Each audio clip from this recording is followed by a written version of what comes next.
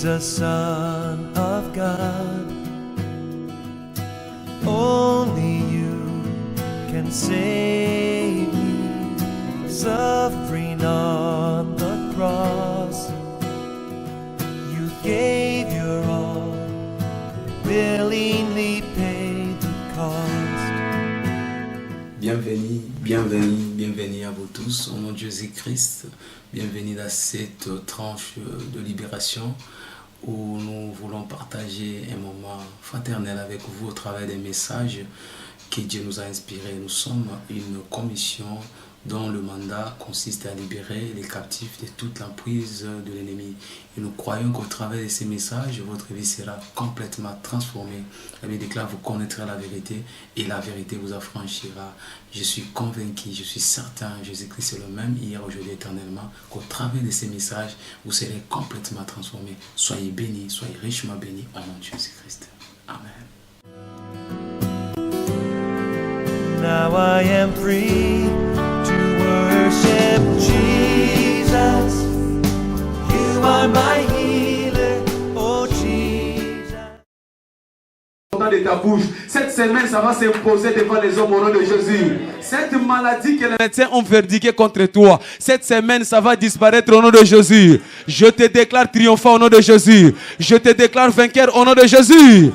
Tu vas élever ta voix, tu dis Seigneur, envoie-moi une parole ce matin qui va me donner la victoire sur tous mes affaires, qui va me donner la victoire sur cette maladie, qui va me donner la victoire sur ces problèmes. Demande que Dieu te libère une parole ce matin, que Dieu te libère une parole ce matin, la parole de la victoire, la parole de la guérison, que Dieu te libère une parole ce matin. Au nom puissant de Jésus-Christ, nous avons ainsi prié. On acclame fortement le Seigneur. Prenez place s'il vous plaît. Bienvenue. Bienvenue dans notre culte de la guérison divine. Bienvenue sur cette montagne où Dieu va nous faire du bien. Bienvenue, bienvenue, bienvenue. Amen. Comme vous le savez, depuis que ce mois a commencé, notre thème a été déclaré « Je vous donnerai la santé et la guérison ». Et tous les dimanches, nous partageons ce thème que nous avons intitulé « N'y a-t-il pas de baume à Galade ?» N'y a-t-il pas de baume à Galate? Et depuis le dimanche passé, nous avons introduit un enseignement que nous avons intitulé « Dévoiler le baume multidimensionnel à Galate ». Dévoiler le baume multidimensionnel à Galate. Et le dimanche passé, c'était partie A. Et aujourd'hui, nous voyons le partie B de cet enseignement. Dévoiler le baume multidimensionnel à Galate. Partie B. J'aimerais dire ceci. La santé divine est ton droit d'aînesse étant qu'enfant de Dieu. Quand tu es né de Dieu, automatiquement tu as reçu l'héritage. Quand tu es né de Dieu, automatiquement tu as été introduit. Quand tu es né de Dieu, automatiquement tu as été validé pour que tu partages la santé totale. La santé divine est l'un des bénéfices que Dieu t'a donné pour ta rédemption. Quand tu deviens enfant de Dieu, tu n'hérites pas seulement le ciel. Quand tu deviens enfant de Dieu, tu n'hérites pas seulement de la bénédiction financière. Mais quand tu deviens enfant de Dieu, tu hérites aussi de la santé divine. Donc tu n'as plus droit d'être malade. Tu dois avoir cette compréhension que la maladie n'est plus ton identité. Comme nous l'avons lu dans le lecture d'adoration, il dit, étant né de Dieu, nous triomphons du monde. La maladie est donc du monde. Cela n'a plus de droit légal sur toi. Alléluia. Dans Exode chapitre 15, verset 26, la Bible déclare « Je suis l'Éternel qui te guérit. Je suis l'Éternel qui te guérit. Je suis l'Éternel qui te guérit. » Depuis 3 dimanches, nous sommes en train de rappeler que cette formulation a été faite exprès. Parce qu'il t'a guéri dans le passé, il te guérira aujourd'hui, il te guérira demain. Je suis l'Éternel qui te guérit. Même si par hasard tu deviens être malade, Dieu est celui qui t'assure une guérison totale. Donc la maladie ne peut pas avoir avantage sur toi. Parce que tu as un Dieu qui s'appelle l'Éternel qui te guérit. Alléluia. Je suis l'Éternel qui te guérit. Parce qu'il sait que dans ce monde, il y a la maladie. Mais pour toi, la guérison est de ton côté. Alléluia. Il dit encore dans le livre de Deutéronome chapitre 7, verset 11 à 15. Deutéronome chapitre 7, verset 11 à 15. Il dit, nul ne sera stérile et j'enlèverai la maladie du milieu de toi. Nul ne sera stérile. Quand les autres parlent de la stérilité, ça ne sera pas ton partage au nom de Jésus-Christ. Pourquoi? Parce que je suis l'Éternel qui te guérit. Étant l'Éternel qui te guérit, la stérilité n'est pas ton identité. Étant l'Éternel qui te guérit, la maladie n'est pas ton identité. C'est pourquoi tu dois avoir cette compréhension. Quand les autres conjuguent la stérilité, ça ce n'est pas ton identité. Quand le médecin parle de la stérilité, tu dis, médecin, tu te trompes d'adresse. Moi, Dieu m'a dit, nul ne sera stérile au milieu de vous. Moi, le médecin m'a dit, j'enlèverai la maladie du milieu de toi. Alléluia. Telle est ton identité qui a été confirmée dans le livre de Exode, chapitre 23, verset 25. Exode, chapitre 23, verset 25 à 26. Il dit, tu serviras l'Éternel. L'Éternel te bénira. Il bénira ton eau, il bénira ton pain. Et il éloignera la maladie du milieu de toi. C'est pourquoi je déclare, quelle que soit la maladie qui t'a accompagné, je le vois s'éloigner de ta vie au nom de Jésus-Christ. Parce qu'il est l'Éternel qui te guérit. Il dit, j'éloignerai la maladie du milieu de toi. J'éloignerai la maladie du milieu de toi. Notre Dieu n'est pas un homme pour mentir. Notre Dieu n'est pas un fils de l'homme pour dire des choses. Mais quand il dit, il assure que la chose arrive. Pour toi ce matin, il dit, il éloignera la maladie. Je déclare donc, toute maladie qui t'a accompagné ce matin, soit éloignée loin de toi au nom de Jésus-Christ.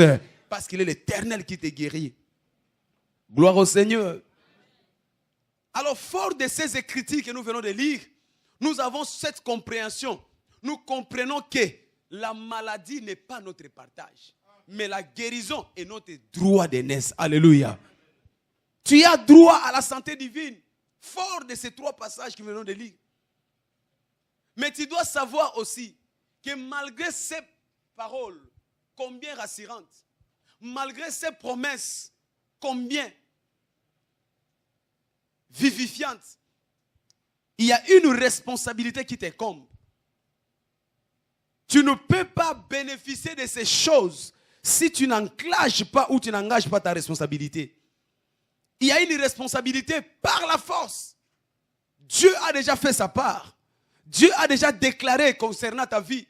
Il dit que tu ne peux pas être malade. Il dit que la santé totale est ton droit. Mais cela ne peut pas être possible si tu n'engages pas ta responsabilité. Tu dois engager ta responsabilité par la force. Le diable ne te donnera pas la santé comme un cadeau. Dieu l'a déjà dit. Dieu l'a déjà déclaré, c'est une provision pour toi. Mais le diable ne te donnera pas comme un cadeau. C'est pourquoi tu dois te lever par force et récupérer cela. Alléluia. Il lit dans le livre de Luc, chapitre 16, verset 16. Depuis l'époque de Jean-Baptiste, le royaume de Dieu est établi. Et ce sont les violents. Et ce sont les violents qui s'en emparent. Et ce sont les violents qui s'en emparent. Depuis l'époque de Jean-Baptiste, le royaume est annoncé.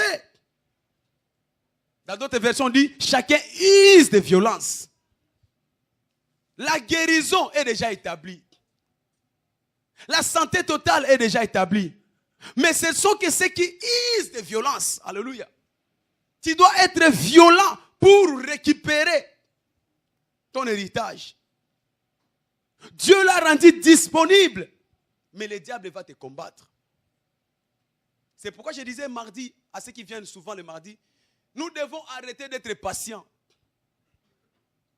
Parce qu'il y a beaucoup de personnes qui sont patients devant la maladie. J'ai donné cette illustration. Quand on parle d'un malade à l'hôpital, on l'appelle un patient. Que ce soit en français, il est patient. Que ce soit en anglais, c'est un patient. Pourquoi? Parce que quelqu'un qui subit, il attend qu'on vienne lui perfuser. Il est patient attendant qu'on lui donne des piqûres, des seringues. Il est patient attendant des comprimés. Nous devons refuser d'être des patients. Quand le médecin te dit que patient, tu dis, moi je ne suis pas patient. Moi je suis un violent. Alléluia. Tu dois être un violent devant la maladie. Ce sont les violents qui s'en emparent. Ce ne sont pas les gens qui contemplent la maladie. Je disais le mardi, Moïse était devant la mer rouge, patient. Il y a des gens qui la maladie les a imposé une limite. Tu ne peux pas avancer dans la vie. Tu ne peux pas émerger dans la vie. Tu ne peux pas te marier dans la vie. Tu ne peux pas faire des choses dans la vie. Pourquoi? Parce que la mer rouge de la maladie s'est dressée devant toi et tu es patient, attendant quelque chose. Pendant que toi tu attends, Dieu aussi t'attend. Je parle à quelqu'un. Dieu t'a donné la responsabilité. Moïse ne comprenait pas ça. Il priait, Seigneur, que dois-je faire? Mais Dieu lui répondait, mais Moïse, qu'est-ce que tu as entre tes mains? Tu dois être violent. Tu dois être violent. La responsabilité pour ta guérison n'appartient plus à Dieu, mais la responsabilité t'incombe parce que Dieu a donné tout ce qui est nécessaire pour que tu puisses avoir ta guérison. Oh, est-ce que je parle à quelqu'un? Arrête donc d'être patient. La Bible nous dit que chacun use de violence.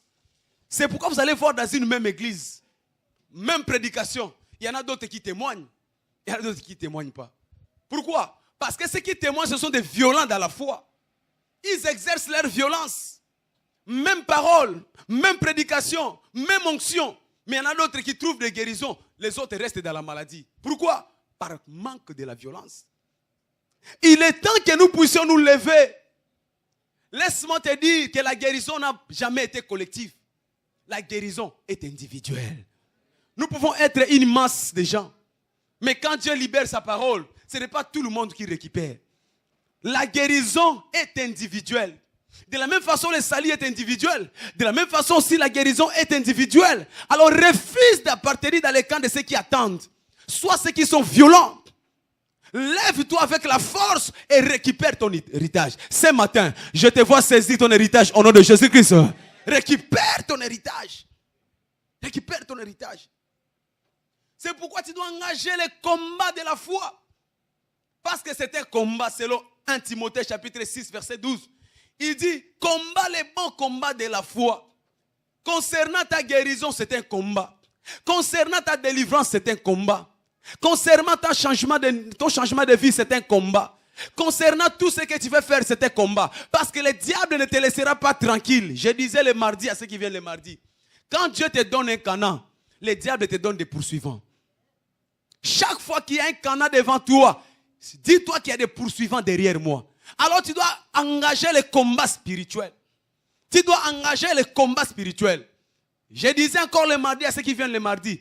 Nous n'avons pas à lutter une seule fois. La Bible dit que nous avons à lutter contre les principautés. La formulation veut dire que la lutte n'a pas de fin. Tant que nous vivrons sur la terre, la lutte n'aura pas de fin. Si tu terrasses de la malaria, demain ça sera le typhoïde. Si tu terrasses de typhoïde, demain ça sera le cancer. Si tu terrasses le cancer, demain ça sera l'hypotension. Cela veut dire que le combat est continuel. C'est pourquoi arme-toi de la foi pour combattre les bons combats. Oh, je parle à quelqu'un. Combattez les bons combats de la foi. La vie, c'est une vie de combat. Pour avoir la guérison, tu dois combattre. Pour avoir la santé, tu dois combattre. Oh, et je parle à quelqu'un.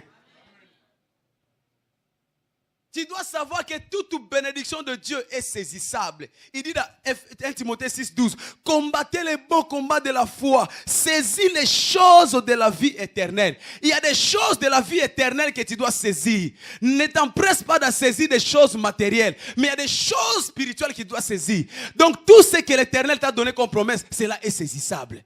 Tu peux saisir ta santé.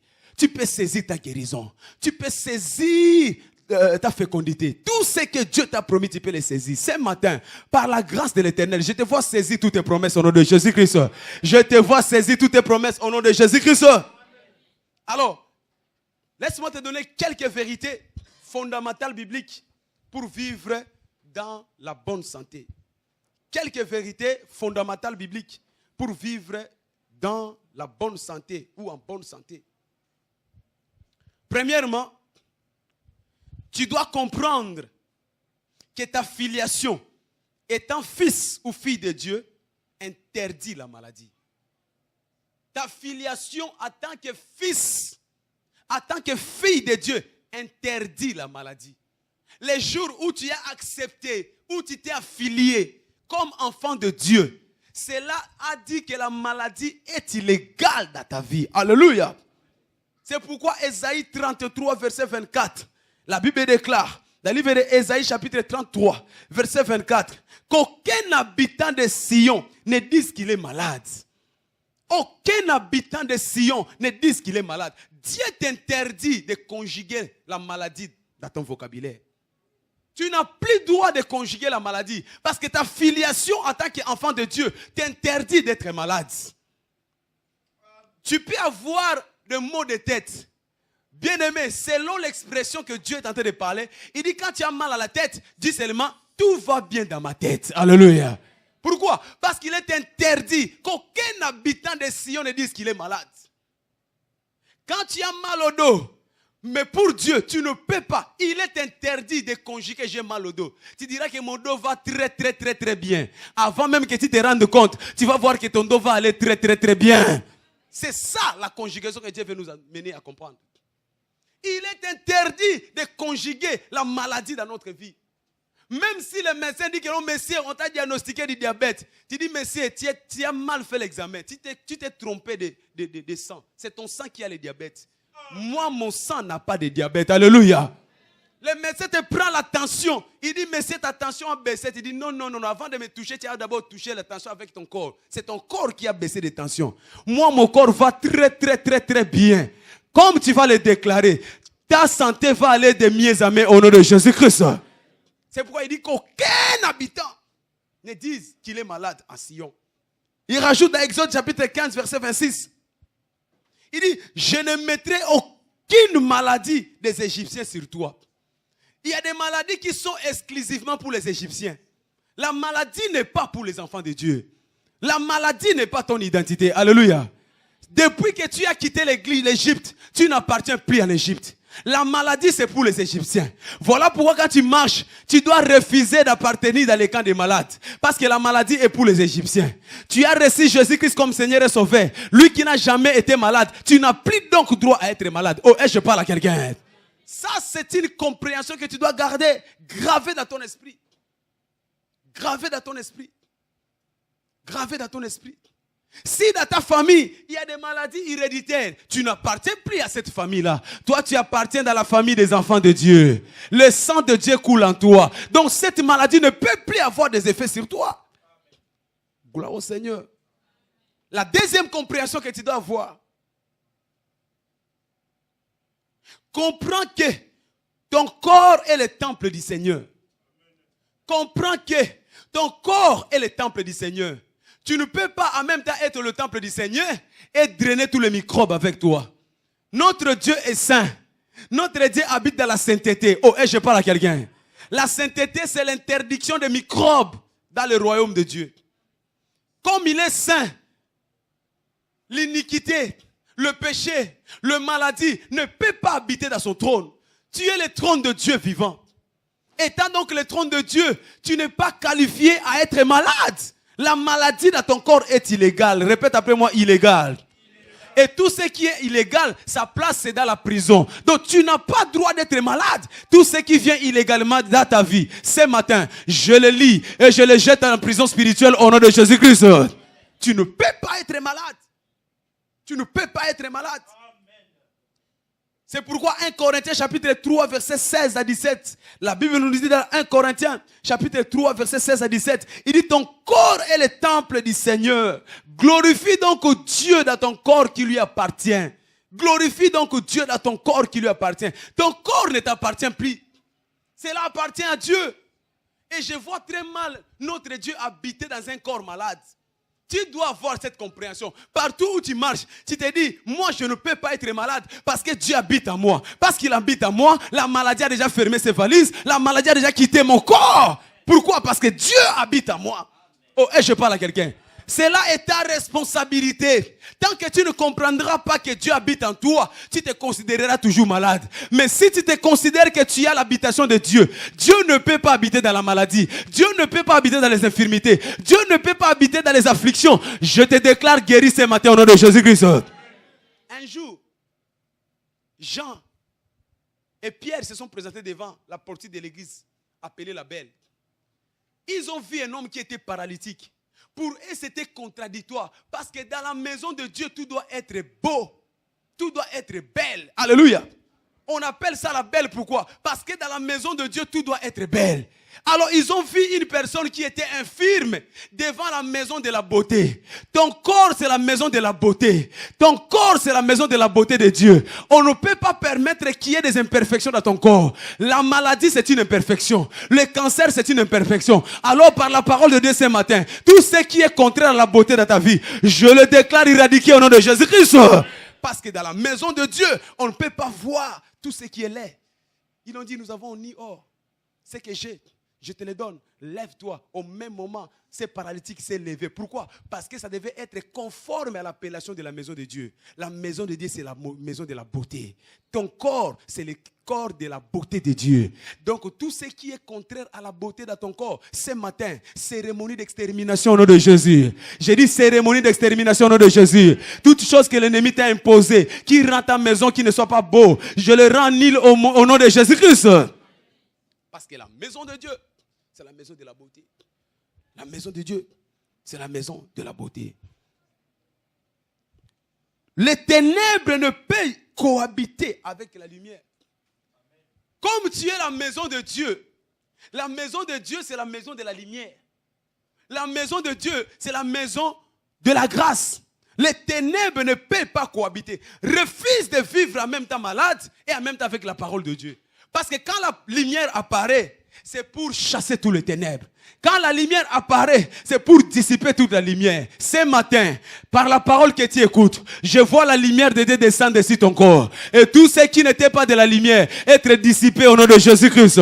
Je déclare toute obscurité dans la vie de quelqu'un, être dissipée au nom de Jésus. Je déclare toute obscurité dans la vie de quelqu'un, être dissipée au nom de Jésus-Christ. Parce que tu es la maison du Seigneur. Et dans la maison du Seigneur, il n'y a que la lumière. Qu'il en soit ainsi au nom de Jésus. Troisième chose à comprendre. Tu dois comprendre que la maladie ne vient pas de Dieu.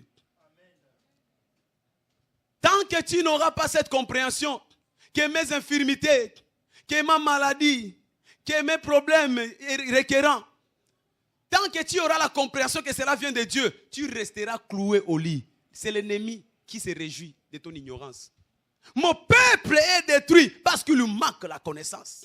Tant que tu n'auras pas la connaissance que Dieu ne peut pas être auteur de ta maladie, Dieu ne peut pas être auteur de ta souffrance, Dieu ne peut pas être auteur de ton injustice. Dans Job chapitre 34 verset 10, livre de Job chapitre 34 verset 10, il dit, loin de Dieu l'iniquité, loin de Dieu.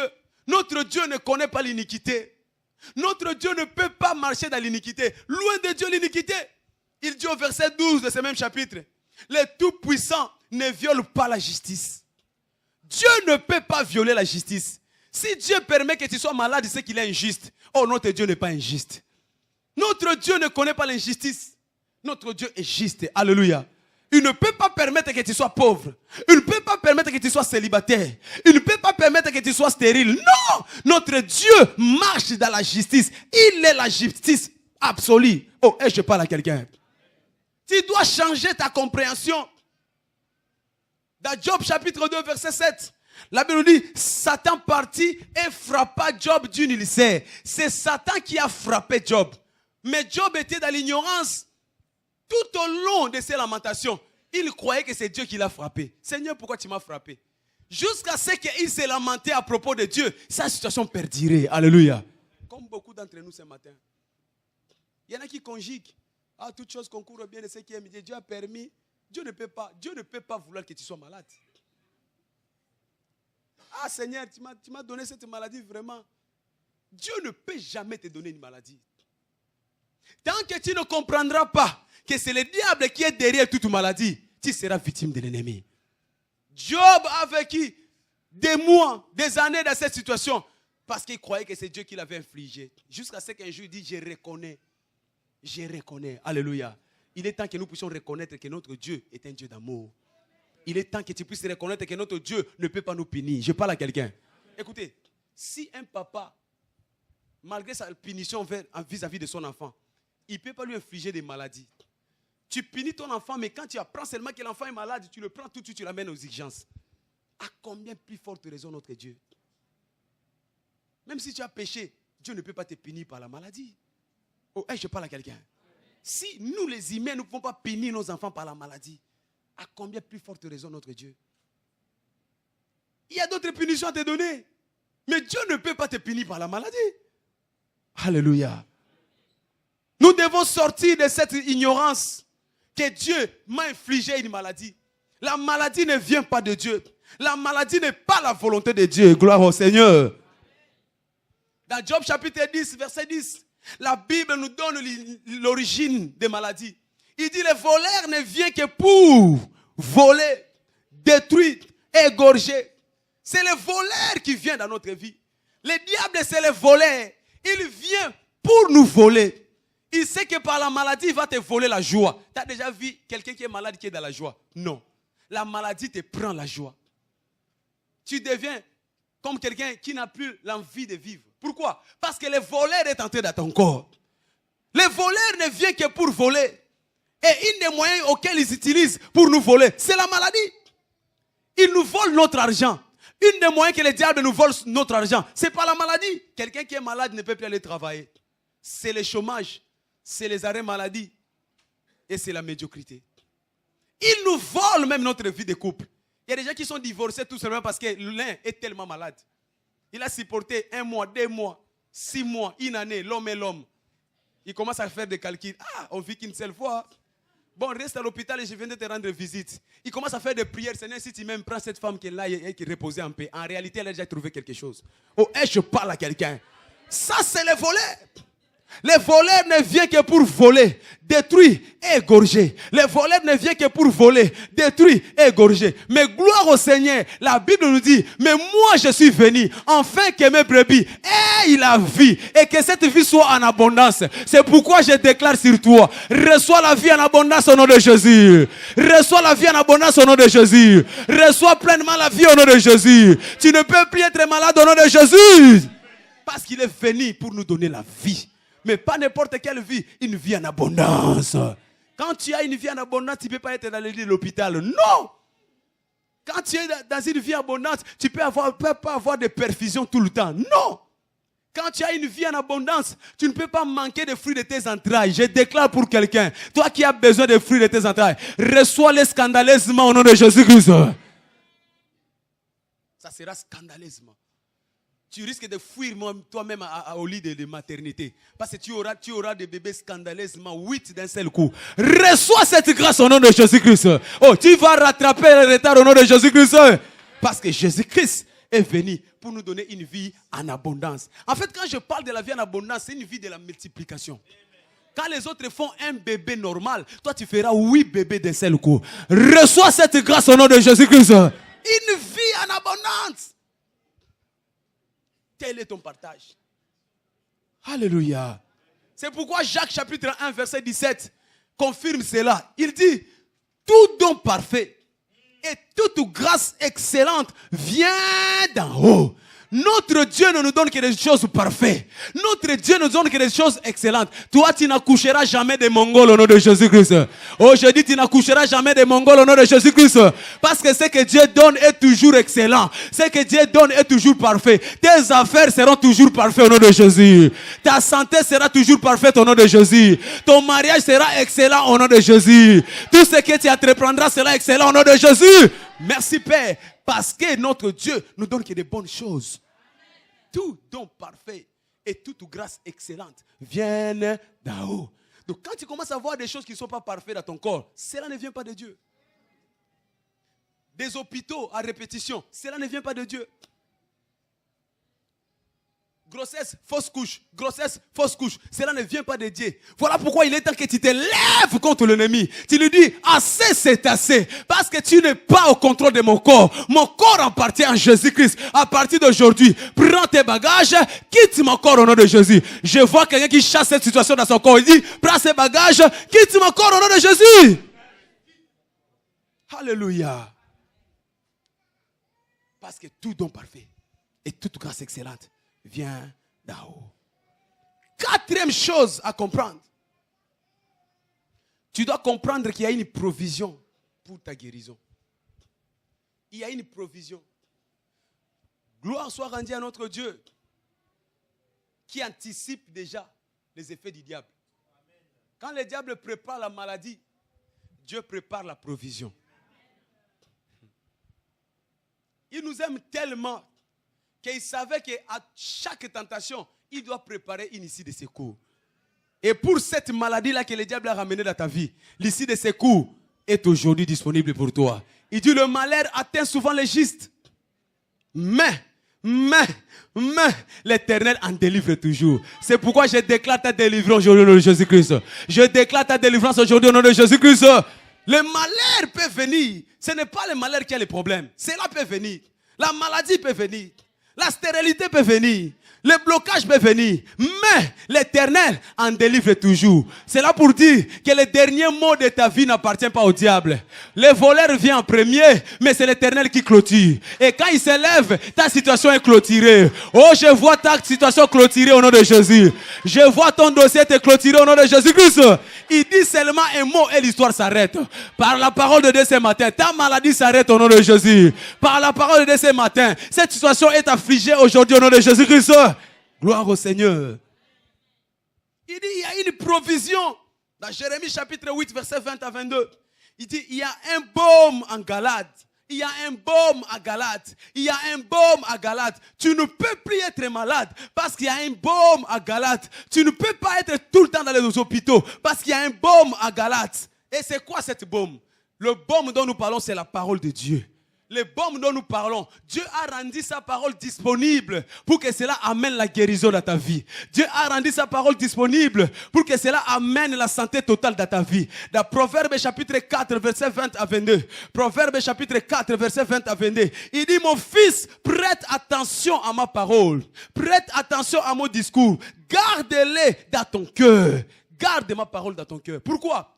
Car c'est la vie et c'est la santé pour tout leur corps. La parole de Dieu, c'est la santé. La parole de Dieu, c'est la vie. Quand nous prêchons la parole de Dieu, il y a une puissance qui accompagne cette parole. Et cette puissance, c'est pour te guérir. Et cette puissance, c'est pour te donner la vie.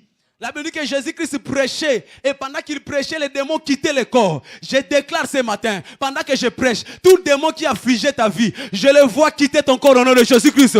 Je l'oblige à quitter ton corps au nom de Jésus-Christ. Parce que derrière la parole de Dieu, il y a la puissance pour te guérir. Il y a la puissance pour te guérir. Il y a la puissance pour te guérir. Alors qu'il prêchait, un paralytique est tombé. Il était déjà condamné à la mort. La Bible nous dit qu'il était tenu par 4 personnes. Quand il tombe, Jésus le regarde. Il dit, lève-toi et marche. Une parole a suffi. Cet homme s'est levé de bon et il a comment marcher. De la même façon ce matin, quelle que soit la situation qui t'a cloué par terre, par l'autorité de la parole de Dieu ce matin, je t'ordonne, lève-toi, prends ton lit et marche. Et je déclare ta guérison au nom de Jésus-Christ. Je déclare ta guérison au nom de Jésus-Christ. Parce que la parole de Dieu est accompagnée de la puissance de Dieu. Alléluia. Alléluia. Dans Psaume chapitre 107, verset 20, la Bible déclare, dans leur détresse, il leur envoya la parole et la parole les guérit. Quand tu as besoin de médicaments, le médicament c'est la parole de Dieu. Alors que nous prêchons de la parole ce matin, reçois ta guérison instantanément au nom de Jésus-Christ.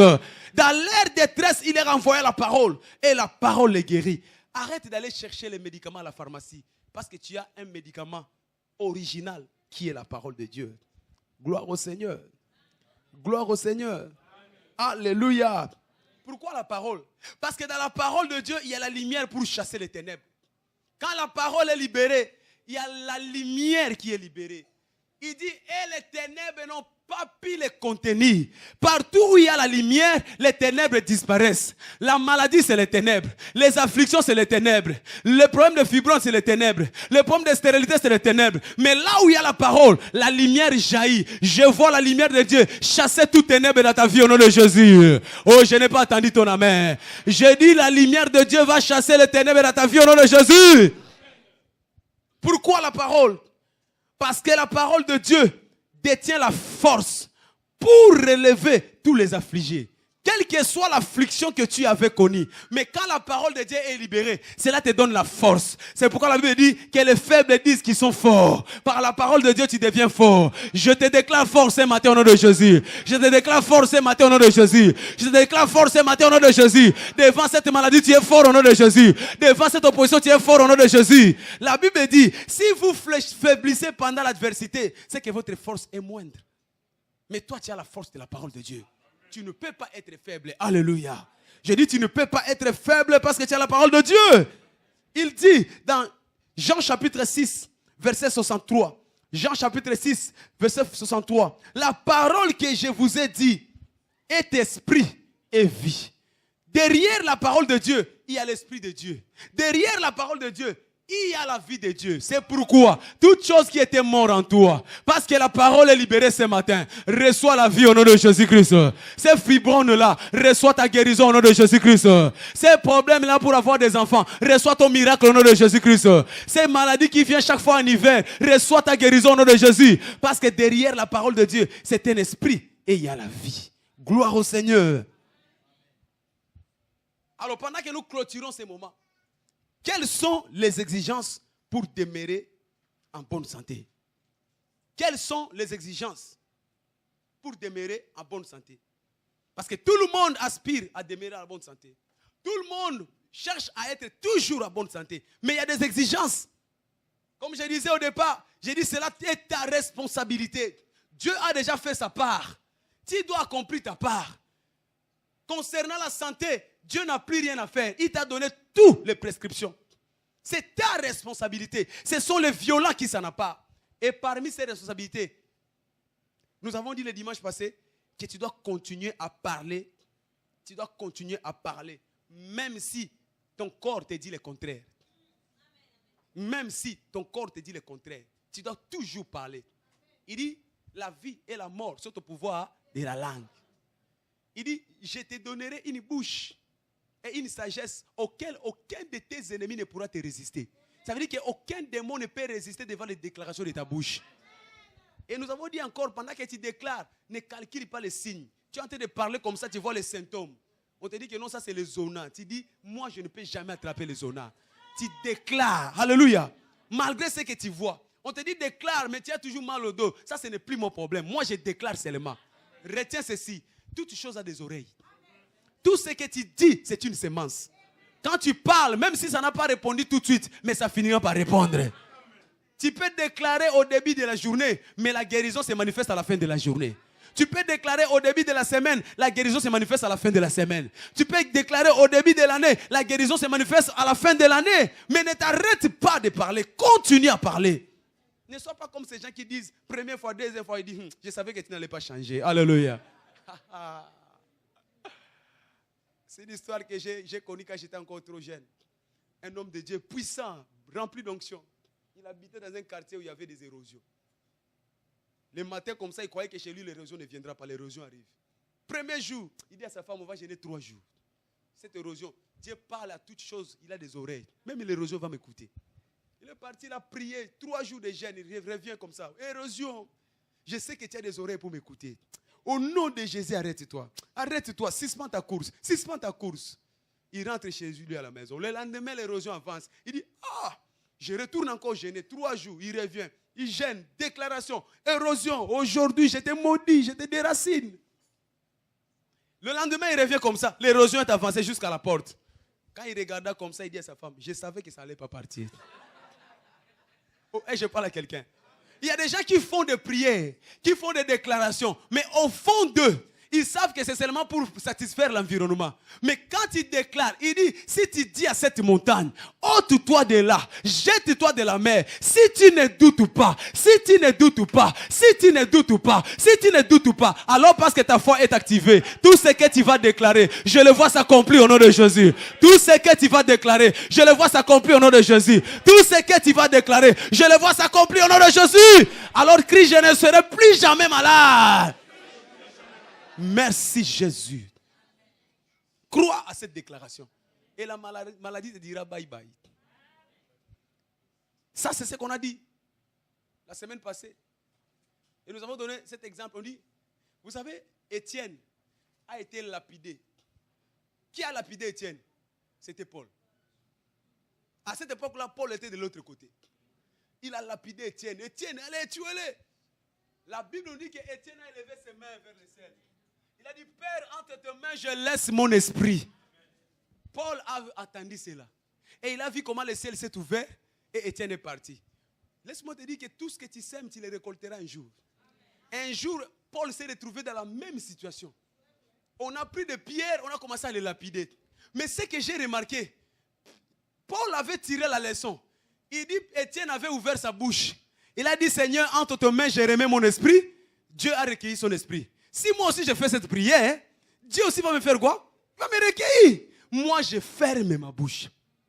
Pendant qu'on lapidait Paul, Paul n'a jamais dit, Seigneur, je laisse ma vie. Non, parce qu'il savait que si je dis ça, aujourd'hui, je vais saluer les anges. C'est pourquoi j'ai dit que tout pouvoir est dans ta bouche. Ce que tu dis, c'est ce qui va s'accomplir. Paul a refusé la mort, il dit, je refuse. Tapez des pierres si vous voulez, moi. Ça sera ton partage au nom de Jésus. Arrête d'appeler la maladie dans ta vie au nom de Jésus. S'il faut, quand on te dit tu es malade, tu dis je suis à très bonne santé. Alléluia. Un jour j'étais dans la retraite avec le pasteur Willy. Le matin comme ça, je vois des morts qui coulent de son nez. Je dis pasteur, ça ne va pas. Il dit non pasteur, je suis à très bonne santé. Mon nez va très bien. Mais je vois la personne qui souffre avec des morts comme ça. J'ai compris que c'est le langage des vainqueurs. Ça sera ton vocabulaire au nom de Jésus. N'accepte plus jamais qu'on t'appelle malade. Oh, tu es diabétique. Madame, vous les diabétiques, madame, tu t'es trompée. Moi, je ne suis pas diabétique. La diabète n'est pas mon identité. Alléluia. Refuse les appellations que le médecin te donne. Il y a des noms qui t'ont collé. Ce n'est pas ton nom. Alléluia. Oh, vous les cancérés. Vous les sidatiques. Moi, je ne suis pas sidatique. C'est un événement. Ça vient, ça partira. Ça vient, ça partira. Ne t'associe pas avec ton problème. Ne t'associe pas avec ta maladie. Désolidarise-toi de toute situation. Alléluia. Et deuxième chose, c'est dimanche. Qu'est-ce que nous voulons dire? Demeure dans l'assemblée des saints. Si tu veux être tout le temps en bonne santé, si tu veux expérimenter de la santé totale, demeure dans l'assemblée des saints. C'était le secret de l'église primitive. À l'église primitive, il n'y avait pas de maladie. À l'église primitive, il n'y avait pas des hospitalisations. Il demeurait, selon Actes des Apôtres, chapitre 2, versets 44 à 43. On nous dit qu'il persévérait dans l'enseignement et dans la fraction du pain. Il demeurait. Demeure dans l'assemblée. Demeure dans l'assemblée. Demeure dans l'assemblée. C'est pourquoi Hébreux chapitre 10, verset 25, la Bible déclare, n'abandonnez pas l'assemblée des saints, comme cela est la coutume de plusieurs parmi vous. Aujourd'hui, les gens changent des églises comme ils changent des vêtements. Vous ne savez pas que ça, c'est le diable qui est derrière tout le changement répétitif de l'église. Le diable connaît que quand tu demeures dans ton assemblée, tu deviens intouchable. Le diable connaît le secret de l'assemblée, la communion fraternelle. Voilà pourquoi il fera tout pour te décourager à ne pas demeurer dans l'assemblée. Alléluia. Les absences dans l'église, c'est des stratégies sataniques. C'est le moyen que le diable utilise pour te déstabiliser. Vous savez, tant que l'enfant prodigue était à côté de son père, il n'a jamais perdu son héritage. Même si son héritage était encore entre les mains de son père, mais il était en bonne santé, il s'habillait bien, il mangeait bien, il roulait toujours dans la belle voiture. Mais le diable lui a soufflé, il dit, quitte la maison de ton père, quitte la protection de ton père, prends ton héritage, va te débrouiller, tu es déjà assez mature. L'enfant a récupéré son héritage. Mais à peine il est sorti de la maison de son père, sa vie a commencé à changer. Chaque fois que le diable te met en dehors de la maison de Dieu, parce qu'il sait que là-bas, il va te traiter très bien. Il n'y aura même pas de voie de secours. Alléluia. Le diable a peur de ton père à la maison. Il y a des choses qu'il voulait te faire, mais quand il voit seulement que non, tu es chez ton père, il dit, je t'aurai toi. Je t'aurai. Il t'attend quand tu sortiras tout seul. Oh, et je parle à quelqu'un. Ne laisse jamais le diable te décourager d'aller à l'église. Jamais. C'est sa stratégie pour te détruire. Il va te détruire physiquement. Il va te détruire financièrement. Il va te détruire maritalement. Cela va commencer quand? Quand seulement tu vas quitter l'assemblée des saints. Oh, je parle à quelqu'un. C'est pourquoi le diable cherche de petites choses. Il va commencer à t'influencer par de petites choses. De petites choses pour te décourager. De petites choses pour te rendre colérique contre ton église. Il y a des gens qui sont ici. Le diable va leur donner le travail seulement pour travailler tous les dimanches. Déjà le mardi, le diable sait que tu ne viens jamais à l'église. Maintenant, le seul dimanche que tu venais, il va tout faire pour te donner un travail qui paye bien. Quel est le dimanche? tu vas regarder l'argent, l'église. L'argent, l'église. L'argent, l'église. Le choix est clair, hein? Oh, et je parle à quelqu'un. Mais c'est des stratégies sataniques. Parce que l'argent passera. Mais la Bible dit que non, cherchez des choses éternelles. Saisissez des choses éternelles. Dans la maison de Dieu, nous venons pour saisir des choses éternelles. Le travail partira. Alléluia. Il y a des gens ici. Leur chérie leur donne le rendez-vous seulement le samedi soir pour aller dans les boîtes de nuit. Comme ça, le dimanche, quand il va rentrer à 5 h du matin, il n'a plus moyen de venir à l'église. Oh, et je parle à quelqu'un. C'est des stratégies du diable. C'est des stratégies du diable. C'est des stratégies du diable. Des autres, quand ils n'avaient pas d'enfants, on les voyait régulièrement à l'église. Mais aujourd'hui, les enfants sont devenus une excuse pour ne pas venir à l'église. Dieu qui t'a donné ses enfants, c'était Dieu qui t'a donné ses enfants, c'était irréfléchi. Mais Dieu savait que tu as besoin des enfants. Si Dieu dit maintenant, bon, parce que les enfants t'empêchent d'aller à l'église, je récupère mes enfants. Est-ce que tu seras d'accord? Mais le diable cherche à te décourager par les enfants. Oh papa, je ne peux pas venir à l'église parce que si je viens demain, les enfants vont à l'école. Mais avant les enfants, tu faisais comment? Tu as voulu les enfants. Assim et les enfants, c'est une bénédiction de Dieu. Alléluia. N'abandonnez jamais vos assemblées. N'abandonnez jamais vos assemblées. Il y en a qui vont abandonner les assemblées à cause des conflits élémentaires. Cette sœur-là m'a plus dit bonjour. Moi, je ne partirai plus dans cette église-là. Est-ce que tu es venu pour cette sœur-là? Oh, les protocoles, vraiment, ils m'ont mis derrière les bétons, là, derrière les bétons. Moi, ces protocoles-là, vraiment. Gloire au Seigneur. Qu'est-ce qui ne te dit pas que le diable peut utiliser seulement ces protocoles-là pour te faire partie de l'église? Ces jours-là, le protocole n'a pas bien prié et te répond insolemment. Le diable peut utiliser aussi les protocoles. Oh, je parle à quelqu'un. La façon dont il m'a regardé ce protocole-là, il m'a regardé vraiment. Je ne partirai plus, il se moque de moi, je ne partirai plus à cette église-là. Je reste à la maison, je vais faire 2 semaines. Bien aimé, tu prends des décisions contre qui? C'est contre toi-même. C'est le diable qui cherche à te détruire. Oh, et je parle à quelqu'un. Toi, tu crois que si tu ne viens pas à l'église, Dieu va changer de nom? Si tu ne viens pas à l'église, vraiment, Dieu, vraiment, on ne va plus l'appeler Dieu. Non, on ne vient pas à l'église pour faire plaisir à Dieu. Mais on vient à l'église parce que nous voulons être reconnaissants à notre Dieu. Et c'est notre moyen de protection. Oh, tu n'as pas dit amen. Il y en a qui ont quitté les églises seulement parce qu'on ne lui a pas donné une promotion à l'église. Moi, ça fait 5 ans que je suis dans cette église. On a mis le chef de département, là, on ne m'a pas mis moi. Pourquoi? Moi, je sais prêcher plus que lui. Je sais prier plus que lui. Mais celui-là, il ne vient même pas d'arriver. Il ne sait même pas dire 2 mots de Bible. C'est lui qu'on a dit. Bien aimé, quand Dieu fait son choix, ce n'est pas les compétences, mais c'est la grâce de Dieu. Mais ne quitte pas ton église parce qu'on a choisi quelqu'un. C'est Dieu qui a choisi cet homme-là. Oh, et je parle à quelqu'un. Ne quittez jamais vos assemblées. Demeurez fidèles à vos assemblées. Dans Psaume 84, verset 7, la Bible déclare: ils allaient de force en force. Ce qui apparaissait à Sion. À Sion, Dieu nous donne la force tous les jours. Quand tu es à Sion, tu es protégé par la force divine. Quand tu es à Sion, même la maladie ne peut pas t'affliger. Ce qui apparaissait à Sion allait de force à force. C'est pourquoi David pouvait dire: je suis dans la joie quand on me dit allons dans la maison de l'Éternel. Je suis dans la joie quand on me dit allons dans la maison de l'Éternel.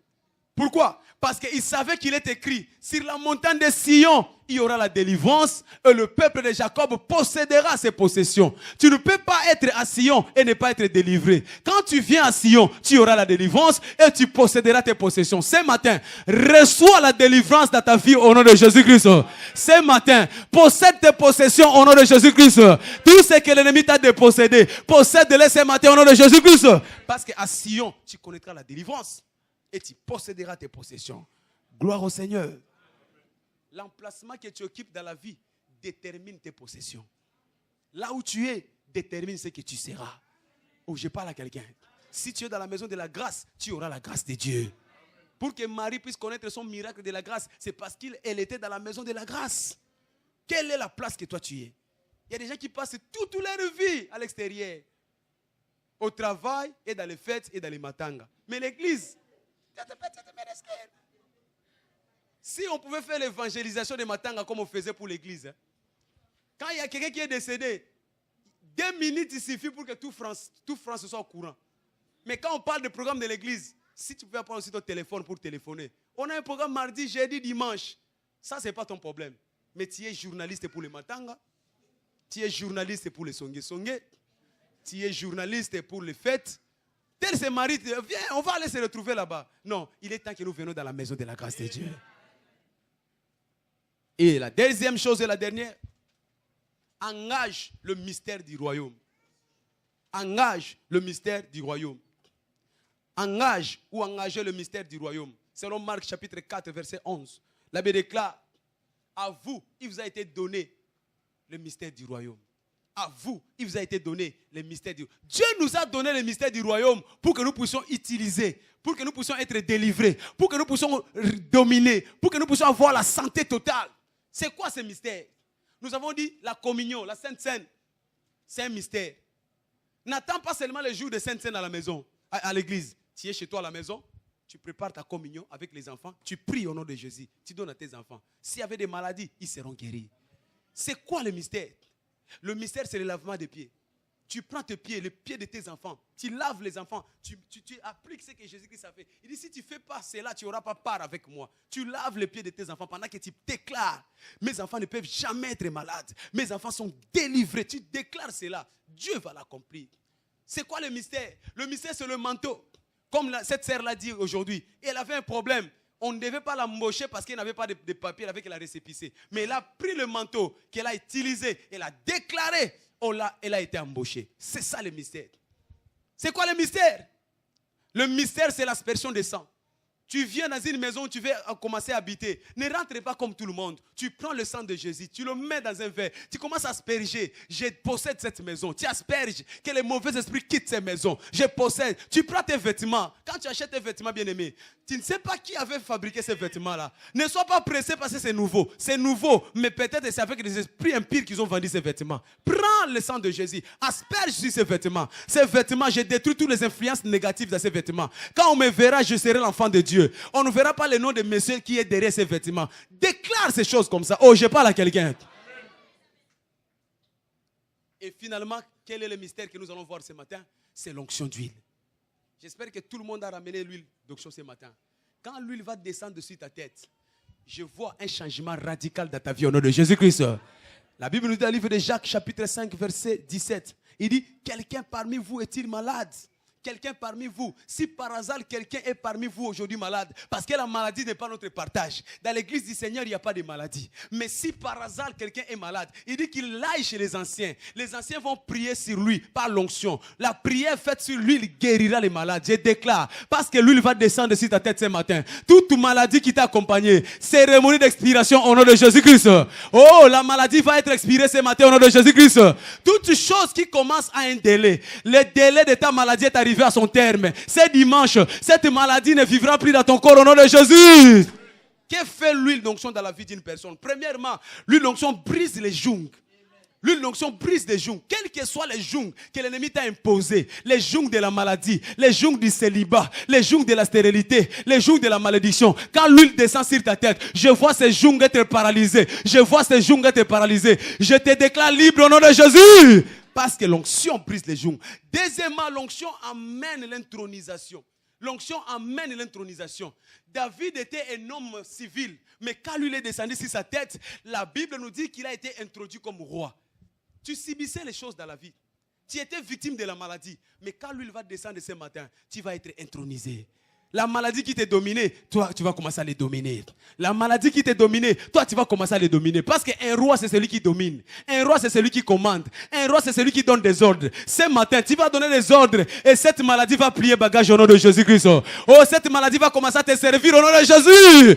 Parce que l'huile t'introduise dans la royauté. Troisième chose, que fait l'huile d'onction? L'huile d'onction change une personne à une autre personne.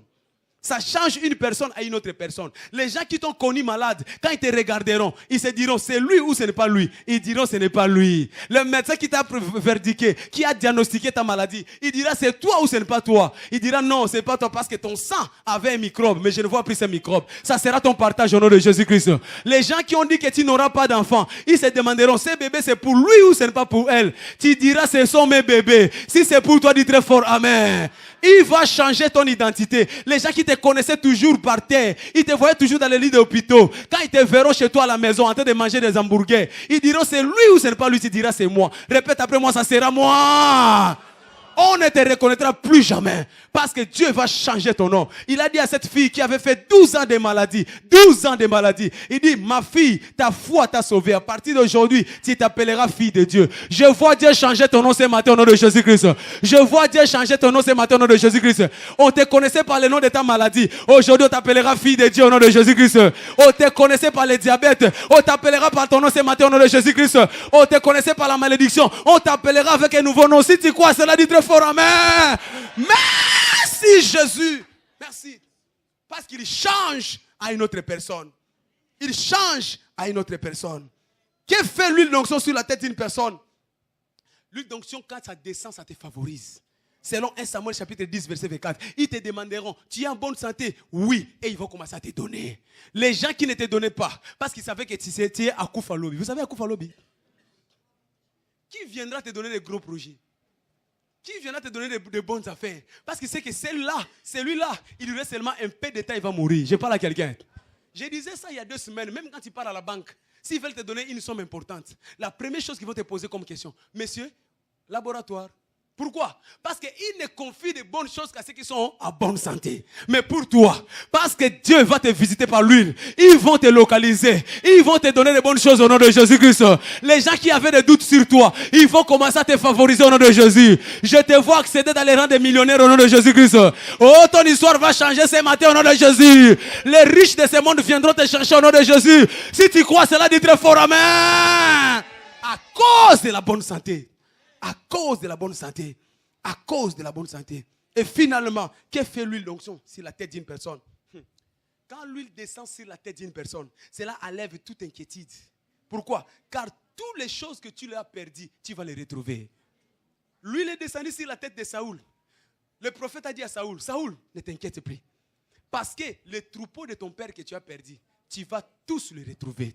Tu vas tous les retrouver. Je suis venu dire à quelqu'un ce matin, la santé que tu avais perdue, parce que l'huile va descendre sur ta tête, ne t'inquiète plus. Tu vas les retrouver. J'ai dit, tu vas les retrouver. Ces choses-là que le diable t'a volées, ne t'inquiète plus. Comme l'huile va descendre sur ta tête, tu vas les retrouver. Oh, ces mariages que tu avais perdus, ne pleure plus. Ce que Dieu va te donner sera le meilleur. Si tu crois, cela dit très fort, amen. Les pavillons qu'on t'a pris, ne pleure plus. Parce que l'huile, si c'était ta tête ce matin, Dieu va te les restaurer. Je vois Dieu te restaurer ce matin au nom de Jésus.